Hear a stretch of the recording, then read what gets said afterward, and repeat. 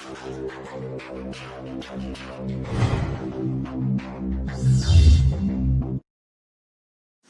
Everyone, आज हम discuss करने वाले हैं नॉन स्टोइकियोमेट्रिक डिफेक्ट्स को, जो आपके सॉलिड स्टेट चैप्टर में बहुत ही इंपॉर्टेंस रखते हैं।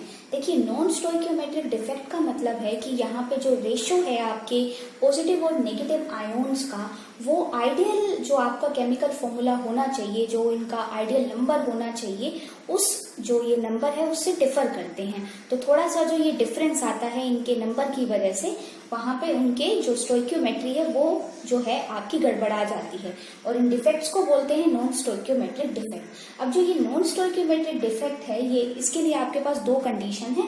पहली कंडीशन है मेटल एक्सेस डिफेक्ट और दूसरी है metal deficiency defect. Metal access defect का मतलब है कि पॉजिटिव आयंस वहां पे एक्सेस में है, और मेटल डेफिशिएंसी का मतलब है कि मेटल आयंस की कमी हो गई है।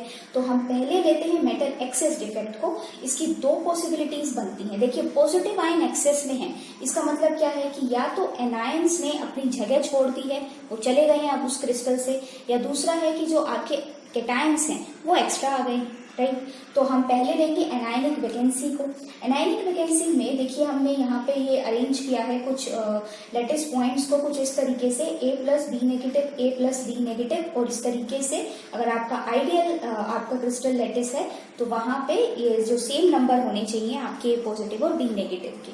लेकिन देखिए, दूसरी रो में आप ऑब्जर्व कर पा रहे होंगे कि बी नेगेटिव यहाँ से मिसिंग है, मीन्स एक एनायन जो है वो यहाँ से मिसिंग है, और उस जो आपका बी नेगेटिव है उस चार्ज की कमी को पूरा करने के लिए, मीन्स इलेक्ट्रिकल यूटिलिटी को मेंटेन करने के लिए, यहाँ पे एक इलेक्ट्रॉन ने अपनी जगह बना ली है, मीन्स उस होल में अब एक इलेक्ट्रॉन आ गया है। तो मेन पॉइंट्स मैंने लिखे हैं कि नेगेटिव आयन जो है वो मिसिंग होंगे, इलेक्ट्रॉन्स जो हैं they are trapped in vacancy. तो इलेक्ट्रॉन उस होल में आ चुका है, उस वैकेंसी में ट्रैप हो गया है।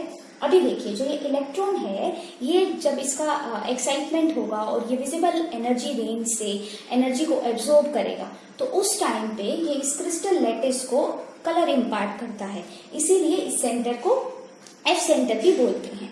अभी देखिए, आपके पास कुछ एग्जाम्पल हैं, जैसे कि आपका है NaCl, तो वो येलो कलर शो करता है, KCl है वॉयलेट कलर शो करता है, आपका LiCl है वो पिंक कलर शो करता है, ड्यू टू दिस इफेक्ट।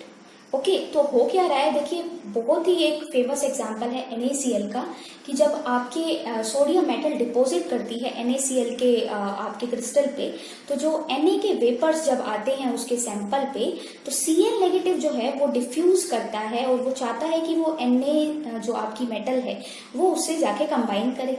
अब उस कॉम्बिनेशन के लिए Na को अपने इलेक्ट्रॉन्स को रिलीज करना होगा Na पॉजिटिव की फॉर्म में आने के लिए।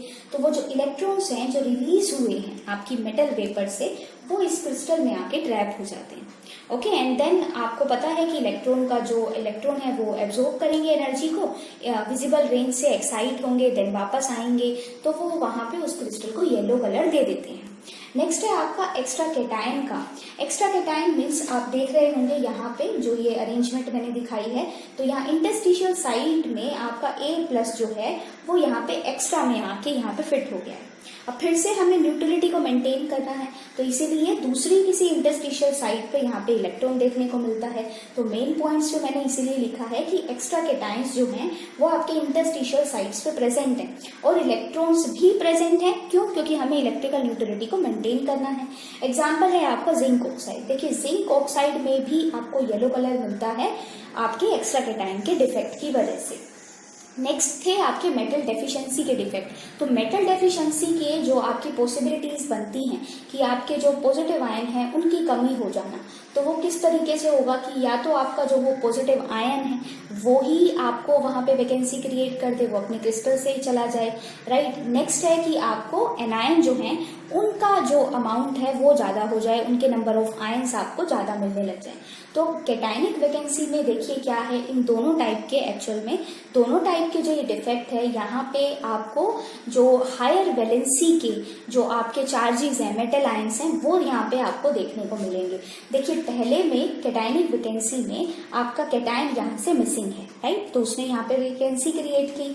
अब क्या है कि हमें उस न्यूट्रलिटी को मेंटेन करने के लिए उसी मेटल का जो एक हायर वैलेंसी का जो आयन है वो यहाँ पे इंट्रोड्यूस किया है। सपोज कीजिए हम आयरन ऑक्साइड का यहाँ पे एग्जांपल लेते हैं FeO का।